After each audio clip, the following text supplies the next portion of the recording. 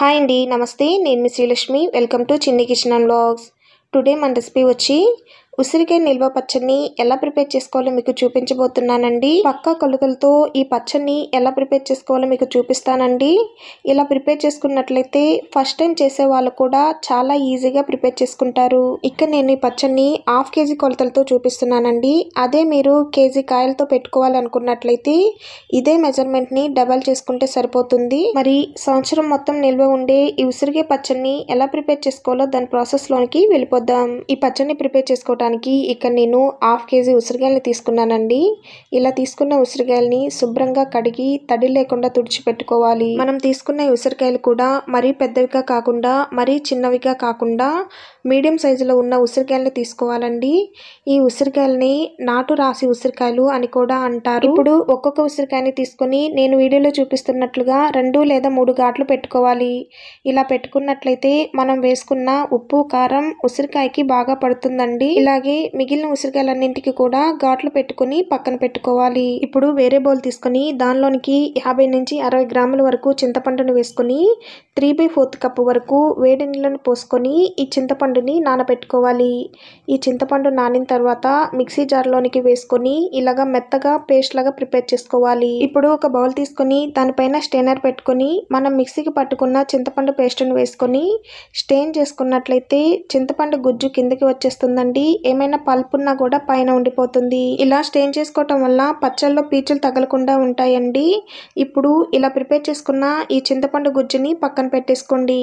ఈలోపు మెంతి పిండిని ఆవపిండిని రెడీ చేసుకుందాం. ఇప్పుడు స్టవ్ మీద ప్యాన్ పెట్టుకుని దానిలోనికి 1 టేబుల్ స్పూన్ ఆవాలు 1/2 టేబుల్ స్పూన్ మెంతులు వేసుకొని స్టవ్ని లో ఫ్లేమ్లో పెట్టుకొని కంటిన్యూగా కలుపుకుంటూ ఇవి మాడిపోకుండా ఫ్రై చేసుకోవాలి. ఇవి వేయించుకునేటప్పుడు మంచి అరోమా వస్తుందండి. అలాగే ఇవి వేగిన తర్వాత ఆవాలు మనకి చిటపట అనే సౌండ్ వస్తుంది. ఆ టైం వరకు వేయించుకున్న తర్వాత వీటిని వేరే బౌల్లోనికి తీసుకొని పూర్తిగా ఆరనివ్వాలి. ఇప్పుడు అదే ప్యాన్ని స్టవ్ మీద పెట్టుకొని దానిలోనికి 1 టేబుల్ స్పూన్ ఆయిల్ వేసుకొని ఈ ఆయిల్ హీట్ అయిన తర్వాత మనం ప్రిపేర్ చేసుకున్న చింతపండు గుజ్జును వేసుకొని స్టవ్ని లో ఫ్లేమ్లో పెట్టుకొని కంటిన్యూగా కలుపుకుంటూ చింతపండులో నుంచి ఆయిల్ సపరేట్ అయ్యేంత వరకు ఉడికించుకోవాలి. ఇలా ఆయిల్ సపరేట్ అయిన తర్వాత ఈ చింతపండు గుజ్జుని పక్కన పెట్టుకొని పూర్తిగా ఆరనివ్వాలి. ఇప్పుడు స్టవ్ మీద వేరే బౌల్ పెట్టుకుని దానిలోనికి 250 ml ఆయిల్ వేసుకోవాలి.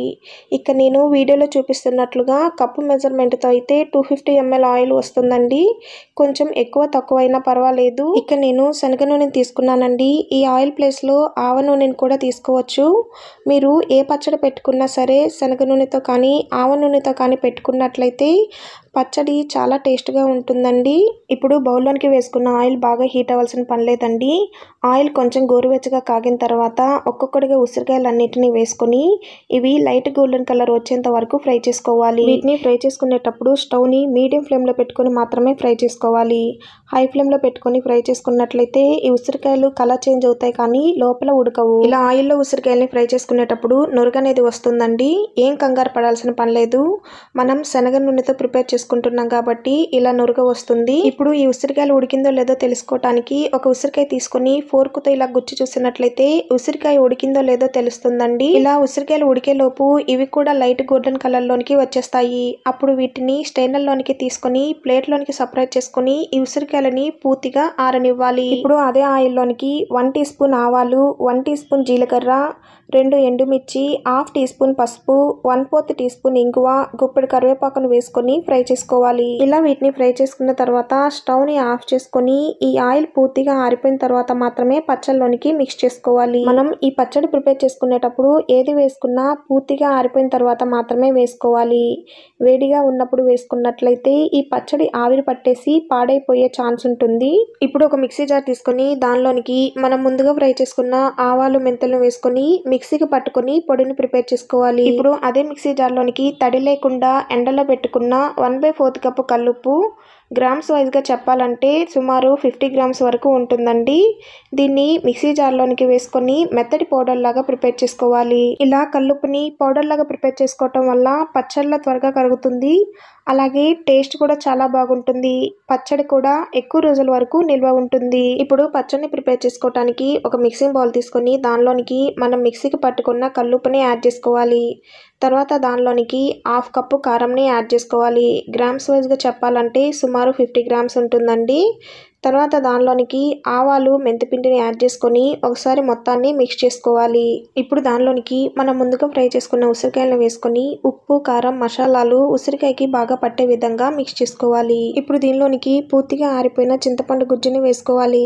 తర్వాత దానిలోనికి 2 టేబుల్ స్పూన్లు పొట్టు తీసుకున్న చిన్నులపాయలు, పూర్తిగా ఆరిపోయిన పోపుని కూడా యాడ్ చేసుకొని మొత్తాన్ని మిక్స్ చేసుకోవాలి. ఇలా బాగా కలుపుకొని ఈ పచ్చడిని 3 రోజుల పాటు ఊరనివ్వాలి.